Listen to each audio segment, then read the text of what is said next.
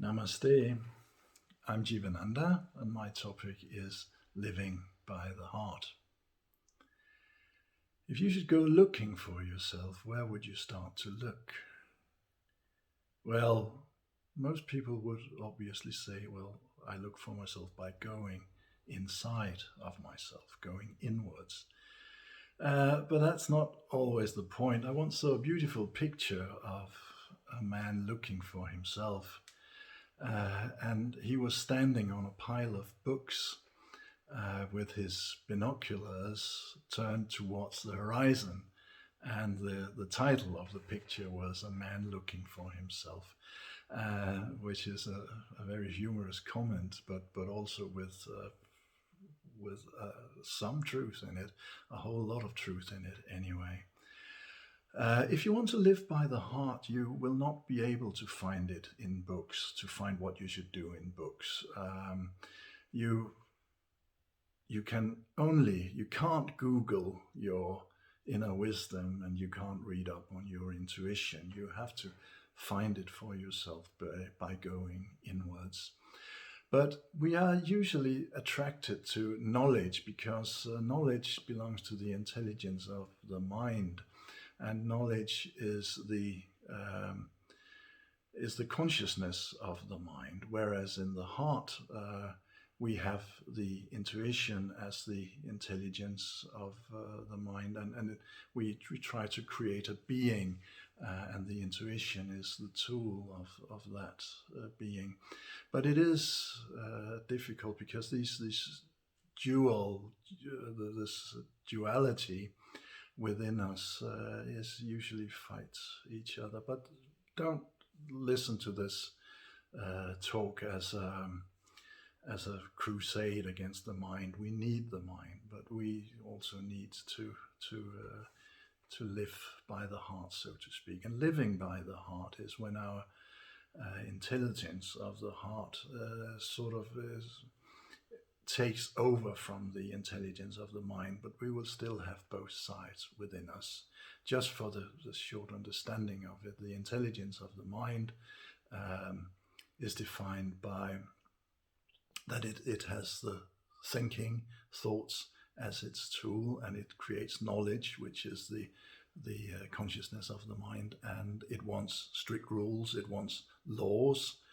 And then it says that we have one truth, which is very good inside science and these things.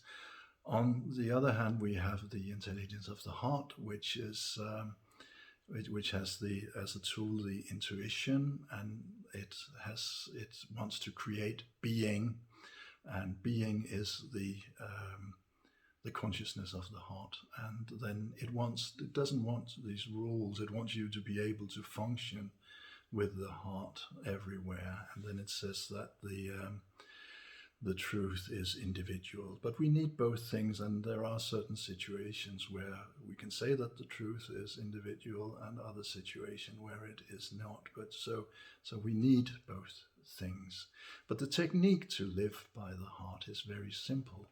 You simply need to stay centered within your heart all the time.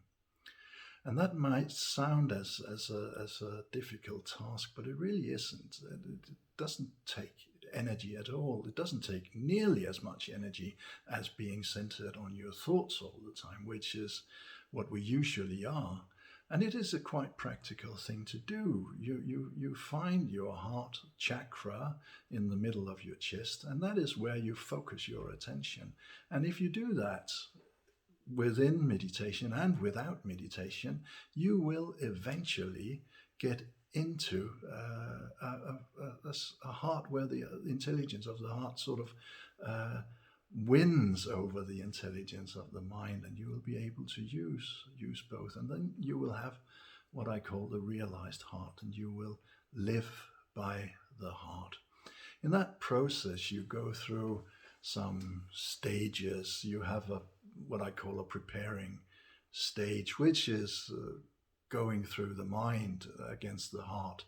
And I also know that there are, of course, many parts of the mind in your heart. But the preparing stage is like where we spend a lot of time and work on therapy, and we battle the things inside of that brings suffering to us.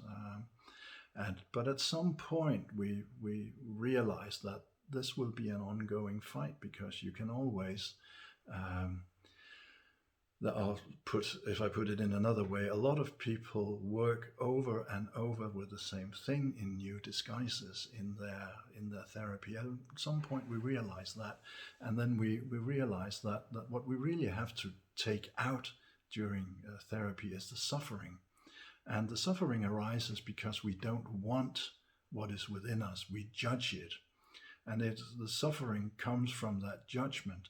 So acceptance is a very great part in this stage of our journey towards the heart. So from that, we come to a stage that I call becoming, which is the best of both sides, so to speak. It is, when you look back on it, it can be quite funny. It's often absurd. When I found myself in that stage on my journey, I've spent months arguing with myself whether not worrying about thing was irresponsible or not. And so you see, the mind sort of tries to grab you, but you still are sort of drawn to the heart, drawn to the being. But there can come all kinds of, uh, of spiritual or psychological things within this period that actually that can be quite funny. But it's sort of like the mind going against you. It's arguing against that you live a life in happiness, in love, and don't, if you enter this stage, you shouldn't worry that you will find that a part of you really likes the suffering also. So because this is a part of your identity, and some people yield power through their suffering. So this is the part we all go through. So from that, we come to that part called being, which is the consciousness of the heart, which is being. And when we enter that stage, it's usually we then go deeper into the heart, and then it is we usually find that meditating on silence is a helpful tool. And silence is, and I really mean silence, I don't mean that you can visualize your silence and say my silence is blue, because then it is not the silence of the heart, it is a visualization of the mind. But you can go into silence. It's not such a unattainable thing. You just need a few directions. You need to stop fighting the mind, because everything you fight, you give tons of energy, which is another thing about living from the heart that I might come back to if I have the time for it in these 15 minutes. But everything you fight, you give tons of energy. So if you try to fight your thoughts, like saying that I cannot think, I mustn't think, I must go to silence, then your thought get a lot of attention, and you can't work in a restrictive way in your mind. It's like if I told you now you cannot think of a monkey, it's totally forbidden for the next minute to think about a monkey. Then everybody thinks about the monkey. You can't work with the mind that way. You have always you can't go against it. You have to find other things that you go with. So you don't go against the noise in your being. You go with the silence that is already there. So going into silence is not creating it. It's a matter of finding it, because it is already there. I sometimes compare it with a page in a book where the black letters and sentences are the mind, the thoughts, and then the white is the silence. And you will see that there is more silence than there are actually thoughts. And also it's a good picture, because the thoughts are on a background of silence. So you have to go into the background. It's a bit like changing your perception. It's going from, if you have looked at a picture that shows two things, um, and you look at it and you look at it, and suddenly you see the other picture within the picture, and that's and then you can do it all the times. So so that is how you go into silence. You sort of change your perception. You look for the white instead of looking for the black. But we also know that the black, if we look at a book, it usually springs very easily into our minds and then takes over. So practice. It's not a matter of going into silence. It's not something that you do overnight. But if you practice it, you can do it. Everybody can do it. And then you will realize that silence is consciousness of the heart. And that silence is a way that you will free yourself of your thought. You can deliberately go and think, and you can go into your thought when you want it and go out of them when you don't want it. Because meditation is like a training. It's like the exercise room. It's like the place where you train, if you like, when you do sports or things like that. And outside there is where it really matters. It is outside meditation it really matters. Well, how much can I bring outside my meditation so that I'm not just holy when I meditate, but holy in the sense of being whole, but also outside of my meditation. So the the technique is, again, very, very simple. You just go into yourself. You can also use your breathing. It's like if you have consciousness on your breathing, you will have the same results.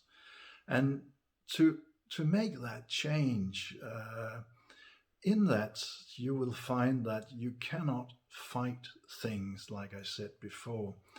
But that applies for all things in life. If you live by the heart, you cannot fight against anything. You have to find something you can go with that will neutralize the things that you usually would fight against. And that is an important difference, because we see a lot that it's like you kill someone with love, which you can't do that. Because killing is not an act of love, but that is like fighting against something from the heart, which can't be done. It will always have to be from the mind. But if you truly go into the heart, you have to find what you can strengthen that will neutralize the things that you usually would fight against. Like an example could be if you have bullying at school, where your children go. It would be easy to go against that bullying, to fight it. But that can't be done from the heart. What you could do from the heart is like talk about, can't we put love on the menu on the school, not the menu, but a schedule on the school, or have compassion. Can we teach the children compassion, which you can do, because compassion is not possible to bully somebody with compassion. So that is an example that could go into this. So even though this is quite quickly, I hope it gave you an idea. And the most important thing is to stay centered in your heart. Then everything will unfold itself. And that's all you have to remember. You stay within the heart. You put your attention to the heart, and then it doesn't require energy. It requires much more energy to have your attention on your thinking, your thoughts all the time, which we have enough energy to do that. So I hope this gave you a little introduction, but it also gave you all the tools that you need to go live by the heart, and then you have to explore what is revealed within you, which no one but yourself can realize. So thank you for listening, and namaste.